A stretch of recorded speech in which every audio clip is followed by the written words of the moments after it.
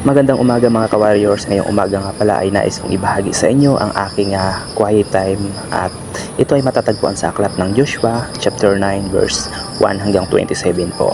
Yung unang aral ko po na nakuha dito ay napakahalaga pala na bago magdesisyon ng isang tao, kailangan ito ay sinasangguni sa Panginoon.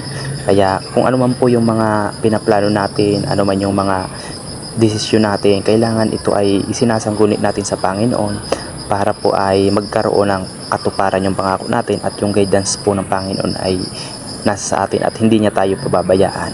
Yung pangalawa naman po ay mahalaga na dapat pala kung ano man yung pangako natin sa Diyos, kailangan ito ay tinutupad natin. Halimbawa po, ako ay mayroong pangako sa Diyos na bukas ako ay magbabago na. So dapat gawin ko yon bilang pangako or pagrespeto sa Panginoon. Kaya napakahalaga po na dapat tuparin yung pangako kung ano man yung mga pinapangako natin sa Diyos, no? Tsaka yung application ko naman dito ay syempre parati akong sumangguni sa Panginoon bago ako magdesisyon sa aking buhay, bago ako magplano. Kailangan isangguni ko muna ito sa Panginoon, at syempre kung ano man yung pangako ko sa Kanya, kailangan tuparin ko ito para yung guidance niya nasa sa akin at hindi niya ako pababayaan, at tuturuan niya ako kung ano ang dapat kong gawin. Kaya yun po ang aking share ngayong umaga na to mga ka-warriors.